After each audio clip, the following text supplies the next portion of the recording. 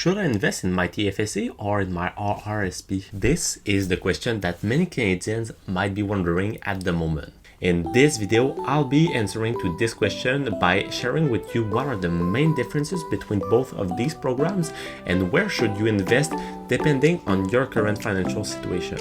So I'm not going to go too much in detail just to keep it simple and easy to understand for you guys. So first, let's start with the TFSA. If you remember well, a TFSA stands for a tax-free savings account. This program that has been initially created in 2009 by the Harper government and that is addressed to all the Canadian citizens has the main objective to help Canadians with their personal investment to be able to invest more money. Indeed, each and every year since 2009, every Canadian citizen that is 18 or more can invest in this account free from Canadian taxes with a certain bracket. If in 2009 you were 18 or more and that you have still not invested in your TFSA, well, in 2022 you could invest up to $81,500 straight into this account. The annual contribution for 2022 is still fixed to $6,000 for this year, and it's the same for the 3 past years. And usually what happens with this fixed contribution is that the government will index it to the potential inflation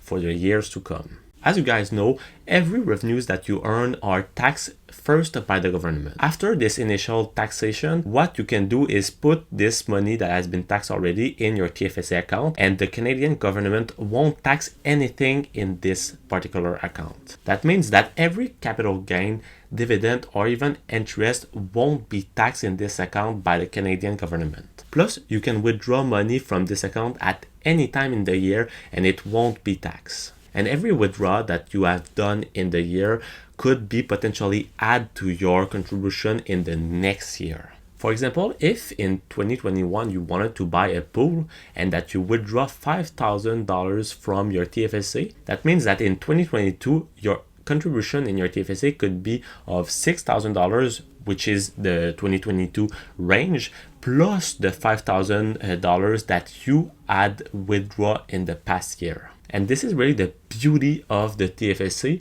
It's the fact that you can grow it as much as you want and it's really free from Canadian taxes. For example, if you grow it to $200,000 in your TFSA, it means that it's all free from taxes.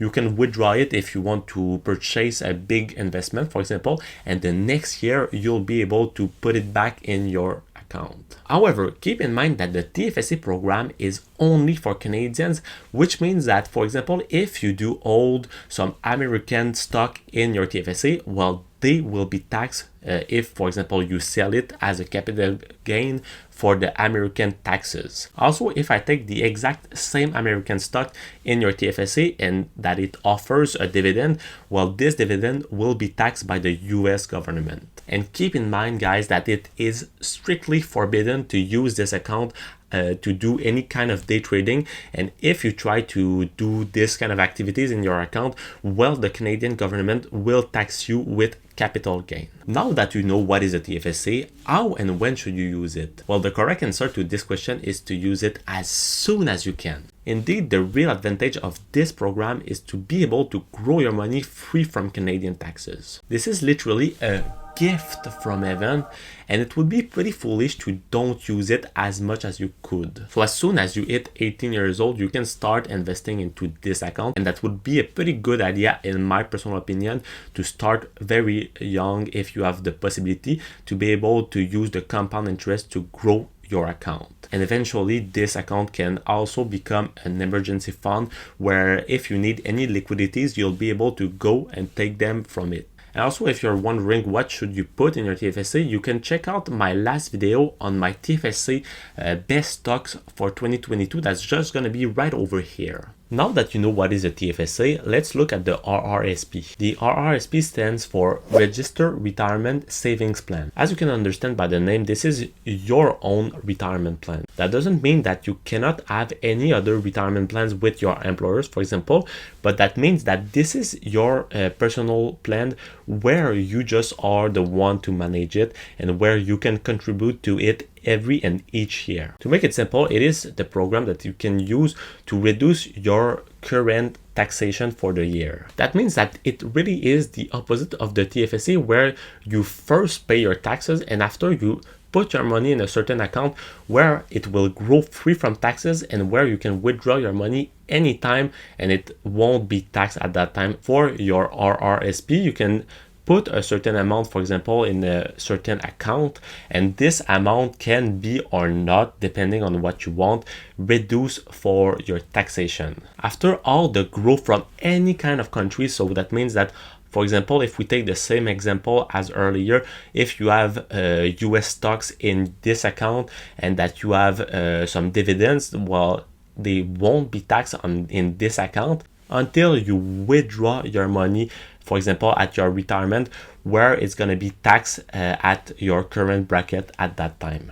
On a contribution point of view, the RRSP is quite similar to the TFSA. Indeed, in both cases, you can use all the unused contribution of the past year that you can use in the current year. Also, to be able to calculate what could be your 2022 current contribution, it is quite simple to do. Well, first you can check out on the Canadian government site, or you can just do a little mathematic rule. So it is the minimum between 18% of your past revenues from 2021 or the annual ceiling of 2022 of $29,210. And also the limit contribution date is fixed to the 1st March 2022. And as you can understand, guys, this program can be very, very useful for everyone that has some high wages and that are trying to save some taxes. Since it is a cumulative program, that means that as soon as you're earning money and as soon as you start filling a tax report, you can increase your contribution room for the future.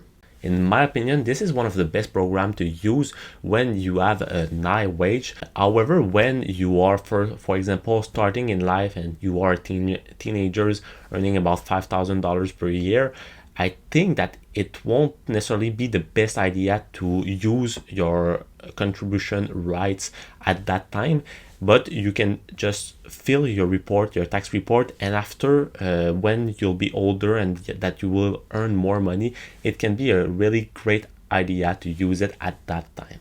As you've been able to see in that video, both of these programs have their pros and their cons. Personally, I will share with you what I've did. So first, for the TFSA, what I've did is that as soon as I hit my 18 years old, I've first started to invest and to max out my TFSA, since it is the best tool, in my opinions, for the young adults to be able to just build a certain fund in which you will earn some interest that is free from taxes. And I've put mainly some dividend Canadian growth companies in it, as I've presented to you in my TFSA stocks for 2022.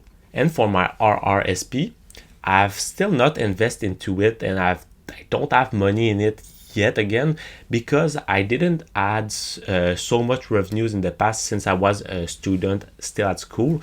But what I am planning to do is to use all my unused contribution that I've built up in the time to be able to use it potentially in the years to come when I'll have some higher salaries. Obviously, this is my personal point of view of both of these programs, so let me know in the comment section what do you think about them. And for everyone that is new, I invite you to come and join the Nord family for only $0.0 by subscribing to the channel, and I will see you soon. Peace!